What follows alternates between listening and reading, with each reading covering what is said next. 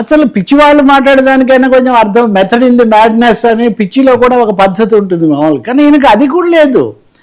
ఈయన పొద్దున్న నిన్న చెప్పాడు, ఇంకా ఈ హార్మోజ్ జలసంధి మీరు తెరుస్తారా సరే, లేకపోతే మేము మొత్తాన్ని కూడా నాశనం చేసేస్తాం, మేము అక్కడ ఉన్న మీరు చమురు సంపదే కాదు ఈవెన్ మంచినీటి వసతులు కూడా దెబ్బలో కలుషితం అయిపోవచ్చు, కాబట్టి we are all prepared ultimatum to Iran whether you open Hormuz or not అని ఒక పెద్ద అల్టిమేటం ఇచ్చాడు.